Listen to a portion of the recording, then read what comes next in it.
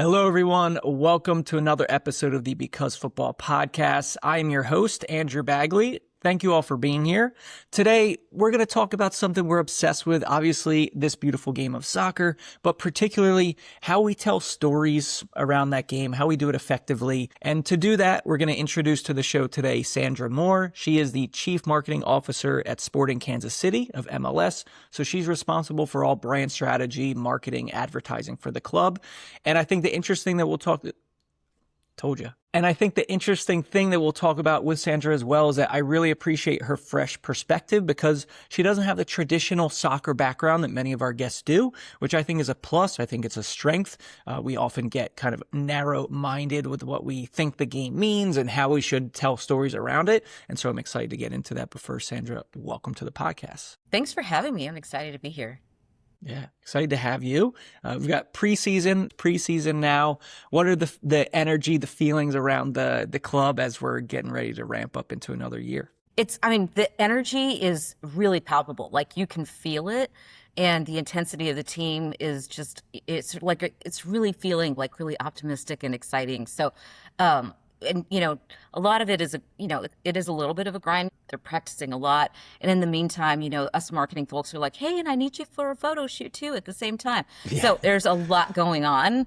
But I think the energy is just, like I said, it's palpable. We're real excited and you can feel it. It's a big year with the World Cup. 2026 is huge. MLS, a lot of changes. We're excited to get into that. But first, to get to know you a little bit more, what is your first memory? It doesn't even have to be the first memory. Like, what's a moment where you started to realize, hey, like, soccer's also a big deal, right? It might not be always the mainstream in the U.S., and that's part of what you're doing with Sporting KC. But what were some of those moments you think, if you look back, that kind of like have helped to educate you about the game? That's a great question. So I grew up on a border town in Texas. So I grew up right in El Paso. And so there is a lot of soccer being played, right? I mean, there is everywhere, especially when you're young. But I do remember being on a soccer team. I wasn't good. This is why I'm in marketing. But we would play, because it was a border town, it's in the desert, we would play on dirt fields, not on grass fields. And so that is so my first memory is really about playing on dirt. But we had, a ton of fun. That's the real thing, by the way. That's how you know it's, there's always that real passion. Yeah, when you're eating some dust. Yeah. Exactly. You really got to want to be there. Yeah. Yeah. So that was probably my first big memory. And my dad was the coach as well. So we wasn't great. We were terrible as a team, but it was still a lot of fun. But it was just part of growing up on a border town. Yeah, I think that's fascinating. I've actually done some, there have been, I think some teams have kind of come and gone in El Paso, the same in Juarez on the other side, right on the Mexico side of the border. But yeah, I haven't spent a ton of time in Texas. I'm excited to get there as part of our road trip to the World Cup series. Houston and Dallas are both, hosting the World Cup, as is Kansas City. You guys are that Midwest contingent. I want to get into the career piece a little bit. I know you've worked with massive brands, right, in the automotive space with Hanes as well. Give us a little bit of your background, but then what kind of opened your eyes to like, hey, I remember those days on the dirt field in El Paso. Maybe I'm going to give soccer a try. Maybe this is like some new direction I can take my career. What was the motivation for that? Growing up into marketing and advertising, which has always been my passion. It's what I majored in. Really, it was a realization of how people spend their money for something that they're passionate about. And so my mind has always been on that end consumer and how they spend their dollars. I spent a lot of years working for General Motors. I led the marketing for Buick and GMC at the time. And it was, I think I go back to if marketing wasn't powerful, we would all be driving the same car. So there is a reason that you do that, because there's some passion associated to it, right? It represents who you are and what you want to be, and it's a reflection of you. Same with apparel. Moving into Hanes, it was still marketing. It's iconic old brands, and it was still like, how do you instill a passion for something that's even as simple as a t-shirt or socks or underwear? And so it was really a different challenge to bring a consumer lens into the marketing space. So I thought it was really very apropos when Sporting Kansas City came a calling, and they were looking for somebody who did have like an outsider's perspective. and they were looking for someone who thought differently and could bring these kind of different experiences into soccer. And so it's been interesting because at first, when I first joined, it was like we're not broken. The brand is not broken. Like, it's a great brand, but it's interesting for me. It's the youngest brand I've ever worked on. It's only 30 years old, and so which I thought was so there's like all these little nuances. I go from brands that were 110, 120 years old to one that's 30, and so but also already has a pretty interesting history, right? They started off as the Wizards. They've won the MLS Cup. They've got some iconic members on who are really some legends on it and who had played in World Cup.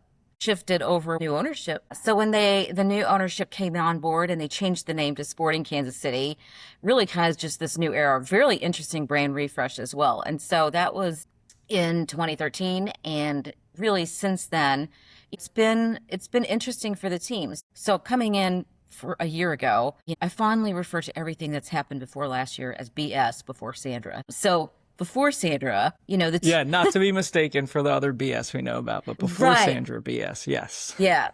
And so it's been, but coming in, one of my first questions I always like to ask is, what does that consumer or fan think about our brand? And we really didn't have a good answer for that at the time. And it was very interesting. We wanted to make sure, how do we fill the stadium, but how do we bring some of that passion that started when the league started? How do we bring that forward into this new era, especially going into 2026 with, the spark of World Cup that's going to happen? So we actually ended up going to do some research, some essential consumer research that said, okay, who do the fans and who do the non-fans think that Sporting Kansas City is? Really interesting stuff that came back, and we have a great brand at the end of the day, but I think it's really a tale of two cities, and when we're on the field, the fans want to see us as, it's rough, it's intense, it's, we're playing for just that W every single time. But then outside of the stadium, they want to make sure and see us in the communities, meaning they want to know that Sporting Kansas City is truly a part of Kansas City's fabric. And so how that shows up in different ways is also going to be interesting as we move into this calendar year. I'm curious to get to that tactical level when you were trying to hear from fans what their thoughts were. How did you do that? Was it an email survey? Was roundtable discussions? What were some of the methods that you used to actually be able to get some of that data and then obviously sift through it? Yeah, we did. I would call it, taking a page out of good CPG or classic research. We did start with focus groups. So we focus grouped with true fans of Sporting Kansas City. We focus group with fans of soccer, but not necessarily fans of sporting. And then we focus group with sports fans and live event people who like to go to live events and other sports things. So that way we could get a good flavor of three different groups of people. So we did that first, and then out of that qualitative research, we developed our quantitative research and researched about 1,000 people in email and in a way to do that and do the online survey. To try to get more information out of that. And so that's how we got kind of a massive number of groups of people to be able to get there. Got it. It's interesting you mentioned there you had your hardcore sporting fans that I imagine are longtime season ticket members, showing up, really being present. And then you have soccer fans, but not sporting. And that's the interesting thing about whether you want to call it diverse, some people call it fragmented. That's just the nature of soccer in the United States, is that the cool thing is there are so many faces and so many different ways of expressing a love for the game. It looks differently. I'm curious, from all of that, what were maybe some of the distinctions between those groups? What were some of those distinctions that you saw? And I guess what surprised you overall out of some of that data? Yeah, I think, for the two different groups, definitely, the purists that say, oh, I'm an EPL fan, through and through. And what's I think is so interesting is that there's so many of them all over the US, right? I think there's an assumption that, they're there, but there's, it's a niche group of people. No, there are, a significant amount of true fans here. But what I think came out of that research that was, I would say, synonymous between a fan of sporting and a fan who's a fan of soccer, is that they do care about what's happening on the pitch, but they really, really care about what's happening in the stands with the fans. They want an experience. As much as we all love sports, there's wins and losses, right? So one of those is going to happen unless it's a draw. But I think at the end of the day, it's what does that experience feel like? And do you feel like you're part of that culture, that soccer culture? That's a really interesting distinction because I get this really, I think, speaks to your perspective. I'm going to ask you on that, but it's interesting. It came out in the data of even like the more hardcore engaged fans. Everyone would like to win and have trophies. Sporting has had some success over the course of your guys' history. I hear that a lot when I talk to people in similar roles to yourself that are working in clubs. Like everybody wants a team that works hard and kind of does them proud on the field, but it's more about that experience on the game day. It's about, you mentioned the community piece of how they feel the club's represented in the community and like that identity and what you stand for. When you look at all that data, and you compare it to when you're working at Hanes, when you were at GM, right? Like, how is your vision about like, what are we like selling here within Sporting Kansas City? What are we actually offering? Like, what do we have to focus on? And then what is the story around that? We still have to craft more of the story. And I will say this to what your first line that you said, which is, in absence of success, have a story, right? If you win, that story writes itself. But in absence of that, you have to also tell other stories. And that's one of the interesting parts of what we need to go do. Making sure that when people say, I want to believe that I like the culture, I want to be a part of that, that includes how the players' personalities are, right? Making sure we're amplifying those. It includes making sure that they also are seen in the community, besides just Sporting Kansas City or whatever brand is showing up. And I think what's really neat about that is we are selling passion at the end of the day. What a fun thing to sell. We're not selling anything else but passion, meaning, and that includes the experience that you come to a game and feel. And that includes, if it's a heartbreak loss or if it's a win, it's some of that passion. I loved working for Hanes, but it's hard to get passionate about underwear sometimes, right? It's a lot easier in soccer. So I think that's been like the big thing. So we've got to go now build stories that capitalize on that passionate experience that you're going to feel when you come to a soccer game, because you're not going to feel that in other places. Year one, I know from previous conversations, and we're talking about a lot of year one for you was getting lay of the land, but also collecting a lot of this data, right? Because you'd come and you said there wasn't really a clear story, even within the club of like, who are we and what is the story? What's the message we're giving to our fans? So that's been a lot of year one for you. Coming into year two, what are some of the bigger goals and project things you're envisioning? Like what's this season all about for you guys? Well, I actually think it's like I'm looking at this in a 2-year window, right? We've got a start of our season, which is coming up here in just a matter of days. Then we pause and we all go into World Cup. And so that is a beast of a chapter of 2026 by itself. And then we come out of World Cup and we have the rest of our season, which we actually have more games in the back half of the year than in the front half. So like I'm looking at 26 in 3 chapters. And then you look at 2027, which is going to be another interesting year because we're going to have what we call a sprint season, right? There is a much shorter season that starts January to May. Then we get onto this new calendar, like the European calendar. There's a whole lot that's changing and going on in these next 2 years. So I'm trying to segment out what we're doing from a marketing perspective in these kind of books of chapters. Yeah, 27 is going to be very interesting because of that. Like you said, it's almost like a little bit of a like dress rehearsal piece and a huge change. When you look at, you talked about within your role, it's crafting the story and the message. You're handling advertising, overall brand strategy. How do you kind of look at your day to day when you envision like the makeup of your marketing department, right? And I think the cool thing, and maybe for you, sometimes the messy thing is like, part of the game day experience and stadium features is part of a message and part of the story. I hear that a lot from people working within clubs too.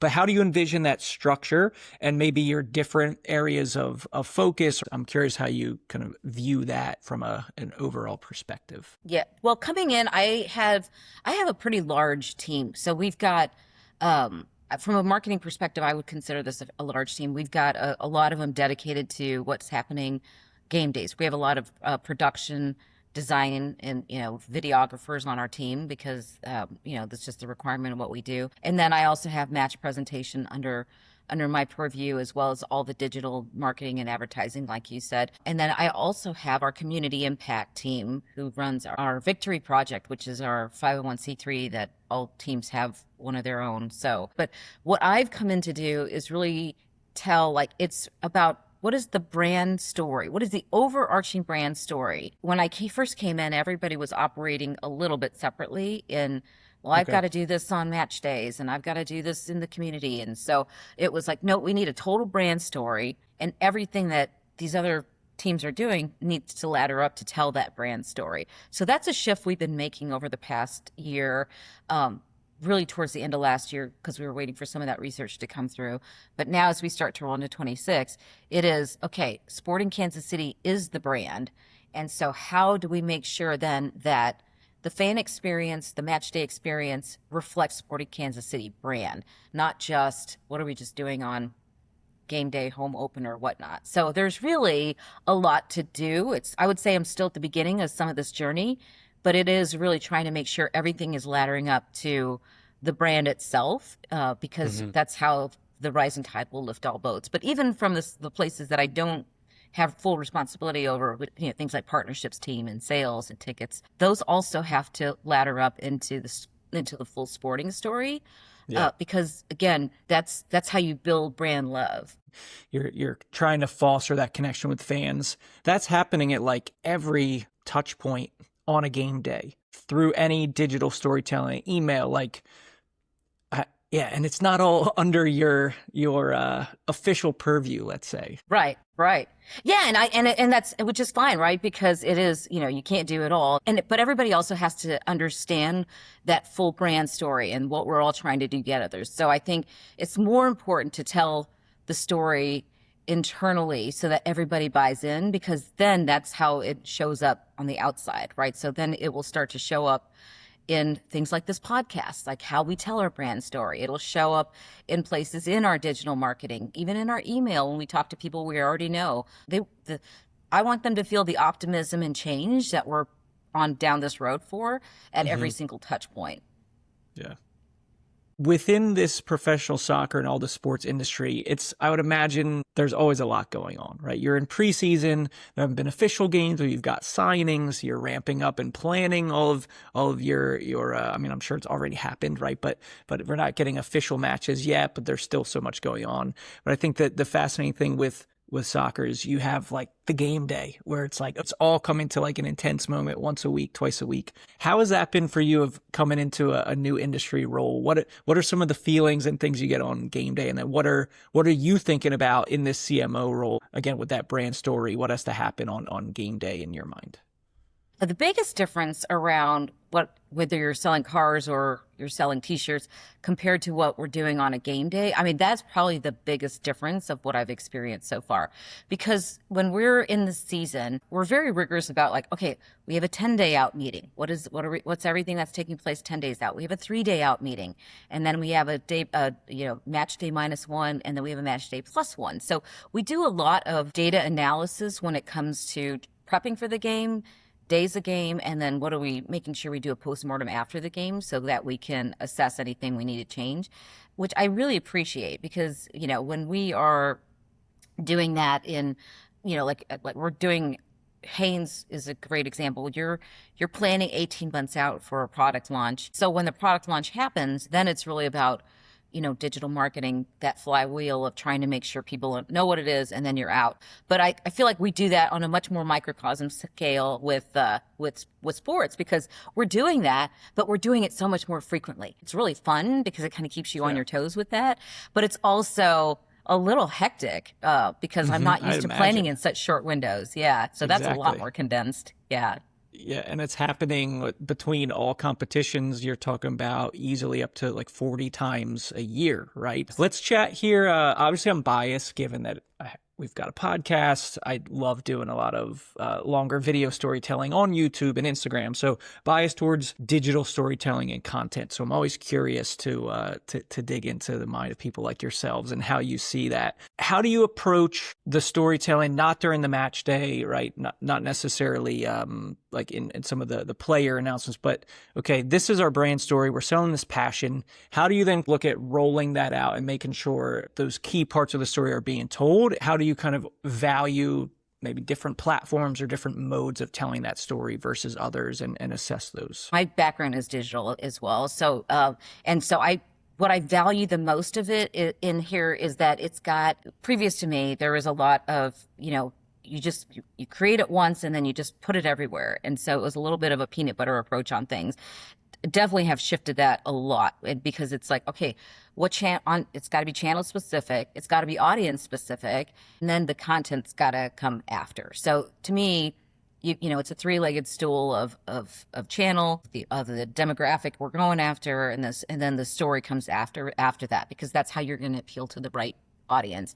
So it's been a lot more disciplined in how we're taking that approach this calendar year, and towards the end of last year as well, and shifting from what I would consider a lot of things I can't measure, like out of home and radio, to digital, because if I can't measure it, I'm not sure I want to do it, because I think it's really important to see. I need to know eyeballs. I need to know if they're watching this podcast, what was the length of time? Like, there are things that the engagement metrics are almost far more important to me than making sure we're just showing up in a lot of places. And so that's been a big shift. To me, having a digital background is just what we do, and it's the power of persuasion in it, and the power of sharing. So I think engagement is probably one of my biggest metrics of this calendar year, to see how are we doing, and is it resonating, because I'm not sure we were doing that the right way before. Within that engagement metrics, are you looking at shares? Are you looking at people getting comments? What are some of those specifics you look at there of like, hey, this does seem to be resonating with people and making that connection? Yeah, a lot of it is, like I said, it's channel specific, and we can, pick a channel and we can talk through what that looks like. Like I mentioned, it's also, who are we going after? Like, are we talking to our loyalists? Probably go on X then. If we're talking to families who maybe kids have played soccer, we're probably going to go on Facebook, and we're going to build something a little bit differently and talk to them a little bit differently. If it's just someone who loves live sports events and they love the Royals, the Chiefs, and the Current, so we'll go, that's an Instagram story, and we'll go talk to them also a little bit differently, or show them something. So it's really about trying to make sure we're delivering the right story in the right place. But then after that, to your point, like, what is then the metric? It is likes, shares would be, to me, Valhalla. That'd be amazing. How long did they watch it? Did they scroll? Did they stop? Did they engage or click through? This calendar year, this is really what I'm driving after right now. I'm glad you brought out like the audience piece and those segments, right? And so you're emphasizing different things to all of these people. How does that also feed into, I guess, you can correct my vocabulary, but like the type of content? Obviously, a lot is going to be around, hey, we've got a game coming up. You have things like your lineup announcement and maybe goal updates during the game. So there's game specific, but how do you view maybe, hey, we've got a player who's got a really interesting backstory, or this guy's got a great personality and they always love to see, his answers to trivia at training or something. How do you view those section of like the types of content, right? Right. Please educate me on even maybe the vocabulary you would use to describe that. No, those are great. I mean, we do, especially if it comes to, like I said, building players' personality, knowing that they are getting that exposure to other people. To me, like, YouTube is a great format for this. It's a little bit long format. You can deeply engage a little bit harder and tell those stories in a longer format. We do what we call behind the scenes. We try to put those out once every couple of weeks, whether it's about a player. I think our highest performing one we did recently was on our kit man. So we have, our kit man he's a character, and and the other one with him, the assistant, is his sidekick, and they are hysterical. We just decided to showcase them for one of our behind the scenes, and one of our highest performing. First of all, they're very entertaining to begin with, but it was also kind of like, here's what they do in a day, and a lot of people just didn't know it. And so sometimes you never know what's going to spark. as good as it does, but when you kind of find it, you're like, okay, I feel like we got a little bit of a recipe here now. How do we do this again? Yeah. Yeah, I think there's a huge piece of behind the scenes or given that access, like, again, you're talking about that passion and connection, like really feeling that ability to peek behind the curtain. And I think in general, I mean, I say this personally, but as I create more content, talk to more people, like, again, the games are one thing that obviously is like that gravitational center, but there's so much more to that passion question, what it is like to feel connected. Like, I'll use an example for myself, a team I support in the UK, like, I do look forward to Saturday mornings and watching them with my breakfast and coffee, but also like I can't wait until the newsletter comes out twice a week from the team, like beat writer, right? I can't wait. They have a great fan run podcast. Like I listen to that once or twice a week.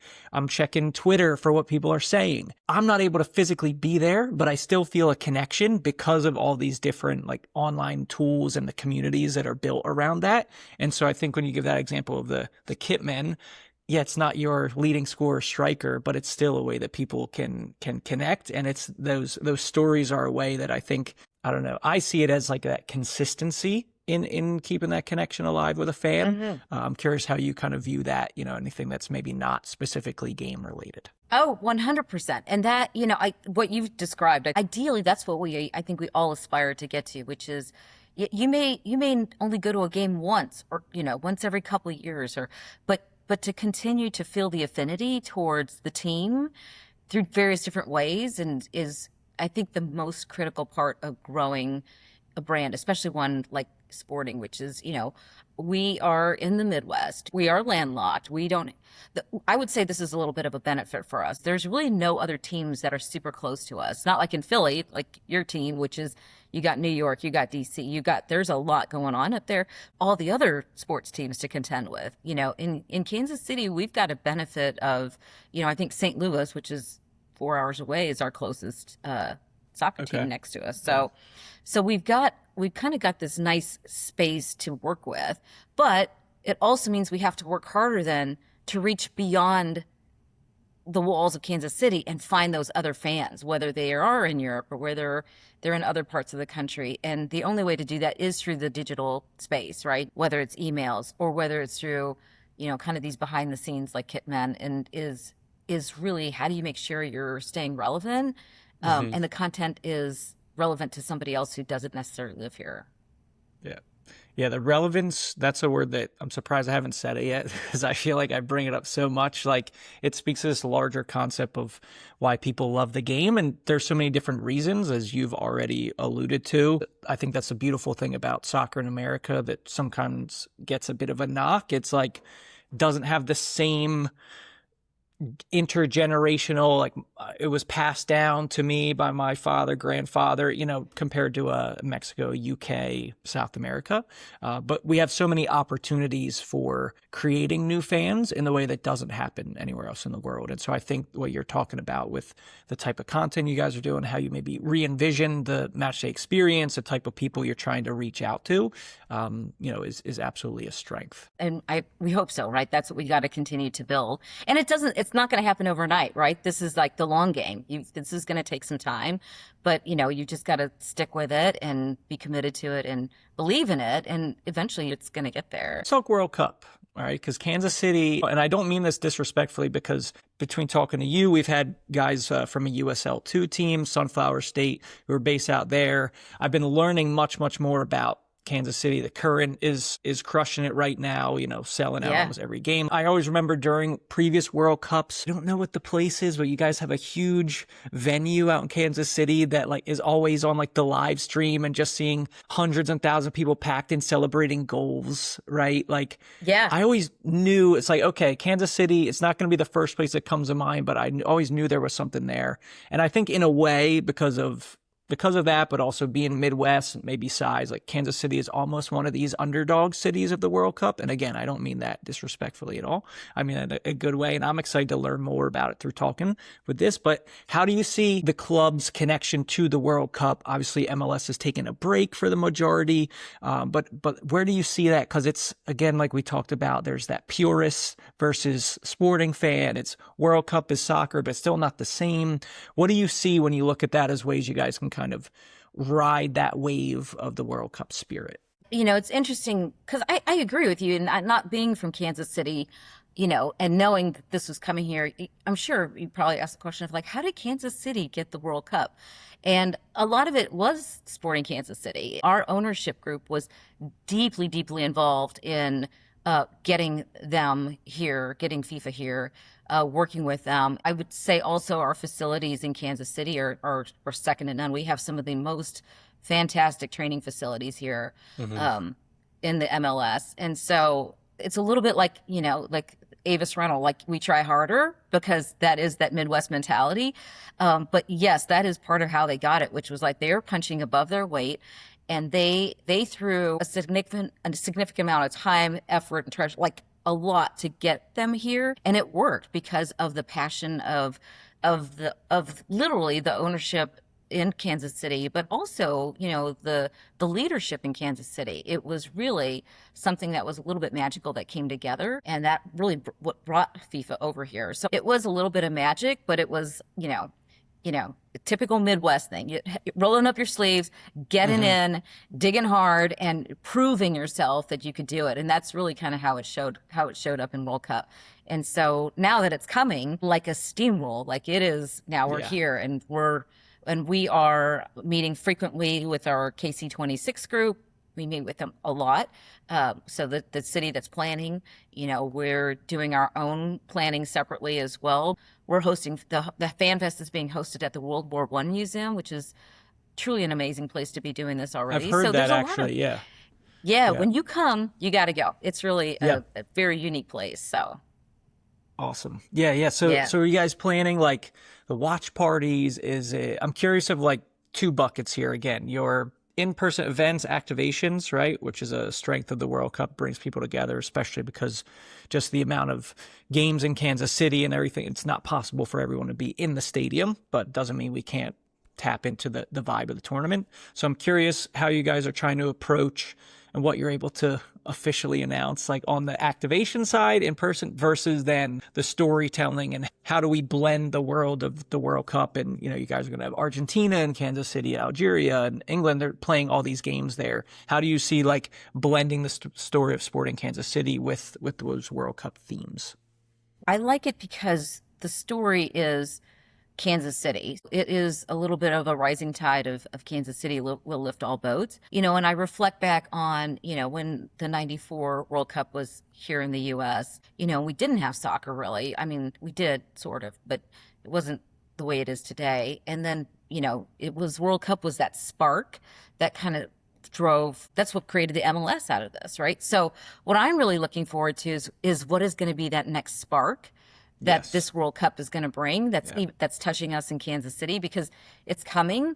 I'm not exactly sure what that will look like. The goal is we're ready for it, to be ready for it, so we are definitely capitalizing on. So when Fan Fest is happening down at the National World War I Museum, we will help drive attendance for that. But on the days that they're actually not open, we will be actually hosting our own soccer celebrations as well. Cool. So come into our stadium. We're building a giant stage and screen, so we'll have a lot to activate on and bring people to our venue outside the stadium so they can watch other games as well. So I'm very excited about that part. Awesome. Yeah, like I said, I've doing my research. A friend told me about the World War I Museum. I think they're going to have it, like they have a really good soccer exhibit as well. And then in terms of just like the committee you mentioned, I've seen a lot. I've been sharing it on my LinkedIn. Kansas City has been announcing just more things and a lot more like frequently and even sooner than a lot of other host city committees I've seen. They put out a great like playbook for small businesses. It's an awesome PDF. Like slash worksheet too of trying to help local business figure out how they can maybe fit into the World Cup, like what it is, right? An education piece, and then how do you take advantage, and have been having webinars, like all this thing. So I think to your point of just really being extra intentional and having maybe that mentality of maybe people outside of Kansas City don't expect us to really put on for this thing, but we're gonna really step up and make it a great event. It's been great to see it. I'm excited to get out there at some point as well. Yeah, it is. And the city is definitely done a lot to get small businesses prepared, but not just them as well. It's just, like I said, open communication has been really, really strong, so that we can all work together. I mean, I think we're all as committed to making this as successful as we can. And so it's really fun to see this. But even like they're doing these same meetings in Spanish for Spanish business owners. Like it is pretty significant about the outreach that the city's doing. Yeah. Great to see, because I think as much as we're looking forward to like watching the actual games and watching the U.S. play and some of the best players in the World Cup it's a party, it's a celebration. But to your point of what the legacy of the tournament can be, I'm hoping that it just makes soccer like more relevant again at all levels. So obviously sporting, but at every level of the pyramid, to youth clubs, high school and college, like just makes people understand the magic of the game and want to get involved, in their way. And seeing what the committee in Kansas City is doing and really being so proactive and reaching out to businesses and things, which is also a great piece. Like we could always use more financial support and businesses tapping into the game. I'm sure as you see too with sporting, it's a really exciting time. Yeah, it is. It is. Now, speaking of the World Cup sporting, we're talking about teams, sharing the story. Let's move on here. We're going to go to our all-time five-a-side team segment here. All right, which is everybody's favorite part because we get to put them on the spot. Sandra, it's yourself and four of your legends. The definition of legend, very loose, based on could be somebody you played with in the dirt sandlots of El Paso. It could be a sporting legend, maybe going back to the Kansas City Wizards days. Whoever you want, but it's yourself and four of those legends. Hit us with it. All right. Well, first of all, just even putting myself in this is going to be, obviously this is a pipe dream, right? So, but I appreciate the. And what position? Yeah. Where are you playing? Where are you putting yourself on the field here? I would put myself in whatever the least impactful one is, because I'm just not, like I said early on, I am not a great soccer player. So the instincts will kick in. Your instincts will kick in from back in the day. Yes. Yeah. For sure. So, I would put, I guess, yes. Would I put some of our legends at sporting? Absolutely. Like Matt Beasler, definitely on my team. Graham Zusi, definitely on my team. I think those are going to be definites that we'd want to have on there. I'd love to have a Ronaldo on my team and Messi and Muller. I think those are the ones that would round out a very fun, team when I would include myself in that. So. Yeah, and largely MLS, of course. But you're saying Zusi and Beasler, those are like not just sporting legends, but U.S. too. Like I have many great memories, and they're part of the U.S. setup for a long time. Yeah, great spot there. Great picks. Last one on the Because Football podcast. Our last question here, Sandra, is: could you complete the sentence because football? Complete this because football. I'd just say passion. We've been talking around that point a lot in this conversation. I'm going to be especially intent to make sure I'm following you guys on the socials and see what sporting's coming up with that club story, that mission of sharing the passion for the game. And I agree, that's what keeps our listeners. That's why you guys are here, why we're talking about it. It's that emotion, that hook that keeps us connected. So love that. Yeah, I love the connections that this sport does for so many people, and you ran it, and just people you maybe who are just sitting next to you and you just didn't know, and soccer all of a sudden is something you might find in common, and that is, I think, going to continue to just grow in this country. So very exciting time to be a part of this. Agreed. Yeah. There's almost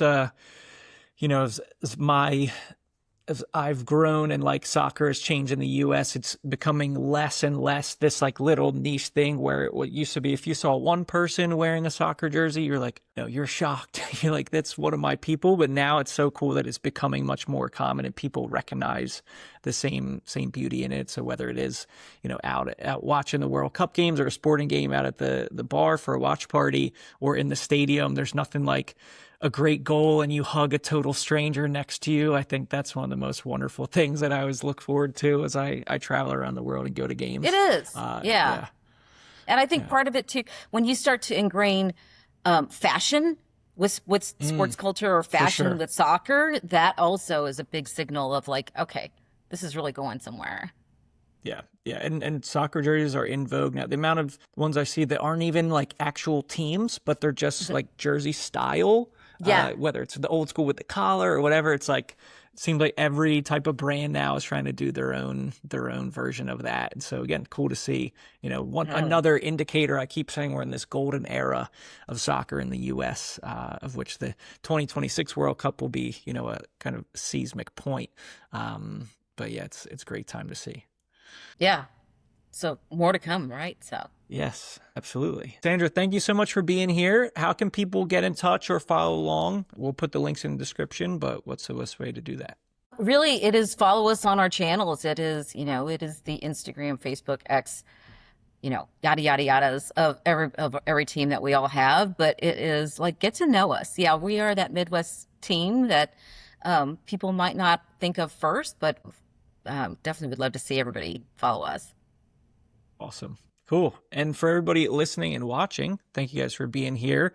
Hope you've gotten some more insight, not only into sporting as a club, but just can you apply some of these concepts, these ideas and insights that Sandra shared with us to your own team in your own place, whether as youth, whether it's somewhere in the U.S. pyramid, where you're abroad. Hopefully you've got some actionable insight.